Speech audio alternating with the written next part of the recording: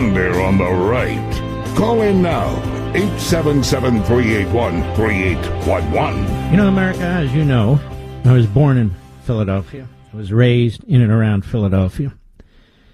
Not till I became a young man did I leave for other parts of the country. I went to Temple University and went to Temple Law School, Philadelphia. And my friend Byron Donalds went to Philadelphia the other day, and he now knows how lousy and rotten the Philadelphia Inquirer is. And they create this whisper down the lane, and now anytime you have a conservative who is black, a conservative who is Hispanic, a conservative who is Jewish, they have to be character assassinated.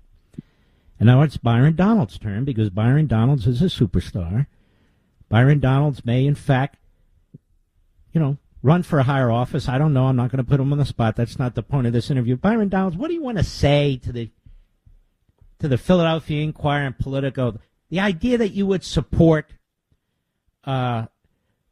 segregation and so forth when you're trying to explain the black family, things that Thomas Sowell has explained, things that so many other economists have explained about what's happened to the black family since the onset of this massive socialist economic system. What do you want to say to them? Well, what I want to say to the media and even to the Democrats at the Biden campaign is, don't twist my words. Don't lie about what I said. Use my full words. Put the whole clip out. I've already done that on my social media. And, Mark, I'm not one to plug, but everybody go to @ByronDonalds on X. Let's link to that. Hold on, Ron, just a second. Let's link to that. Let's get it on all the platforms now. Go ahead. I'm sorry. Yeah, because that's okay, because you can see exactly what I said and what I was talking about, Mark. And so what came up in the conversation was, what about the black family? And so everybody was talking about what happened in their families, and I talked about mine. I grew up in a single-parent household, and so what I talked about was how important it is with the reformation of black families in America today, and that is in part why you're starting to see more black people lean conservatively and vote conservatively. And the only thing I did was I said, well, look, if you go back to during the Jim Crow era, black families were intact. And during that time period, you have more black people voting conservatively, because that is the fact. That is exactly what happened. But when the Great Society with Lyndon Johnson and all their programs came in part what it did is it destroyed the black family in America. That is a fact. So now today I find that you have the Washington Post and Politico and I guess the DNC and the CBC and all the alphabet soups, they're all now saying how I embrace Jim Crow. That's the craziest thing I ever heard. And so all I'm saying is use my words. Don't lie. Don't gaslight. If you want to debate my words, let's debate them. But don't try to tell the American people something that is a falsehood, that is a lie. Mark, I'm not built like that. I came into politics, and I'll fight hard. We'll debate anything. But if you try to lie on me and lie about what I said, that's when the gloves come off. I'm not going to stand for it, and that's why I'm standing up to him. Amen. Well, Byron, about how long ago was it, Rich? 6 months ago, I was called an anti-Semite. So you, a black man, support, they say, Jim Crow. Me, a Jewish man, I'm an anti-Semite. This is how sick these bastards are, no? No, it's absolutely correct. They are sick because they don't have an argument. They don't have a point because their policies suck. Mark, you know it. I know it. America knows how terrible these Biden policies, these radical, which are really the Bernie Sanders, Elizabeth Warren policies. These policies suck and they're terrible. Everybody knows it. And because you have black people in this country, specifically black men, leaning towards supporting Donald Trump in the 2024 election, now they're trying to twist anything that could be said to say that you support Jim Crow or you support racism. Nothing could be further from the truth. It's a lie. But I'm not going to go and explain what I said. All I'm going to tell them is use my words. Don't twist. Don't dissemble. Don't read into the context of what you think I said. Go look at what I said and report it fairly and appropriately. I call them now Al Jazeera media. They supported Hamas, they support Iran, they hate Israel. They're really state-run media for the Democrats. That's what they are. You don't even have a fair shot at explaining your view, which is why Byron is saying, folks, go to the link, listen to what I said. And, Byron, this is why the media are dying.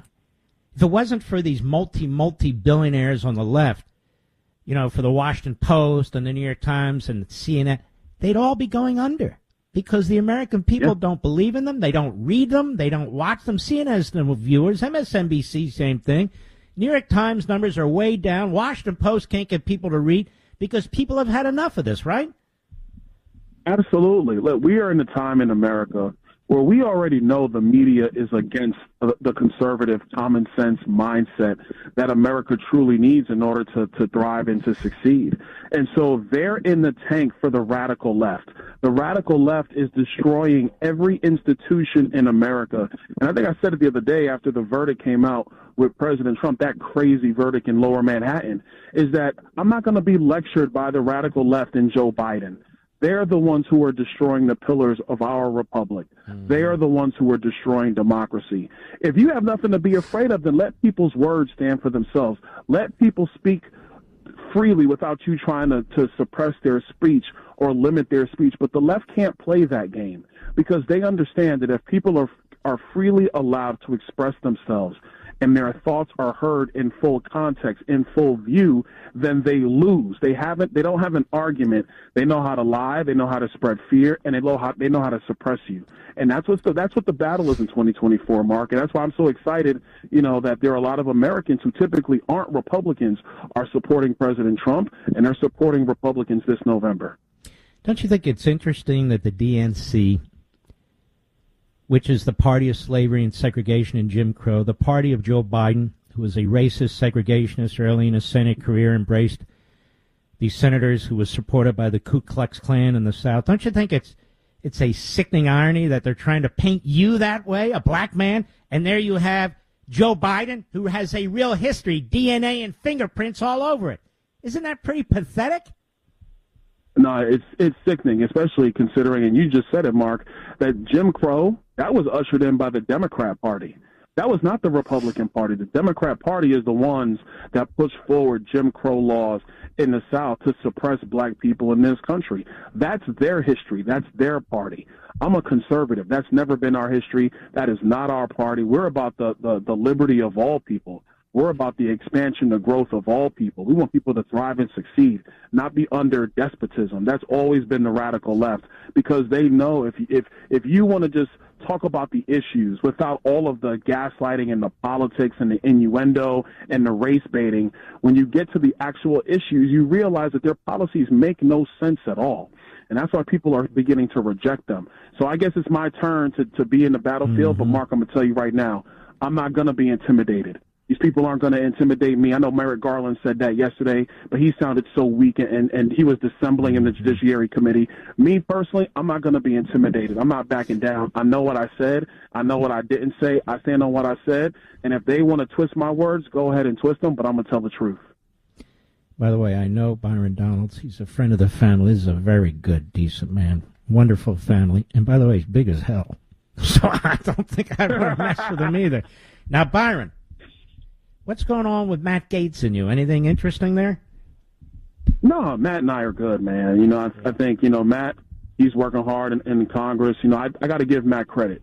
I watched his questioning of Merrick Garland yesterday. I told him on the floor today when I saw him, like, he did a great job, dealing with Merrick Garland because he's just trying to spin everything. But Matt and I are fine. Look, we're right now, we're focused on President Trump, helping him come back to the White House because we got to get our country on track. Mm-hmm. And if Biden is reelected, the country's in dire, dire straits. It's going to be very difficult to get our justice system back, to get our citizenry and our border back, to get our economy back. It is a grave threat to our country. I don't know how Israel is even going to survive it, to be perfectly honest with you. Even in Ukraine, we send all that money, and then he says, but you can't attack the Russians. Well, that's an endless war. That's an impossible war, and those people are dying for nothing if that's the case. He really is an arsonist who goes around and burns things down, isn't he? It's 100% correct. Listen, 4 more years of Joe Biden, you're going to see more instability around the globe. You're going to see more conflicts around the globe because our adversaries will know there is no strength in America, specifically in the White House. Tony Blinken, this guy is the very worst Secretary of State. Nuts. I never thought I would ever say this in my life, But, man, I kind of wish we had Neville Chamberlain. I really do, Mark, because at least there might be some sense. Tony Blinken is the absolute worst. The man is rooting for our enemies. He's a disaster. You have the people that are... Can I just comment on that real fast? Oh, go ahead. Just so the screwy left doesn't script. What I take you to say is, Chamberlain was an appeaser. Tony Blinken's actually funding our enemy. Yes, 100% correct.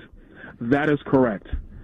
Neville Chamberlain was an appeaser. Tony Blinken is back-channeling to the Iranians and to everybody else while he gives these phony speeches and these phony statements to CNN and to NBC. Amen. That's what's happened in America. And you have so many of these other agency hacks who are going way outside the bounds of the law that Congress has passed at various points in American history.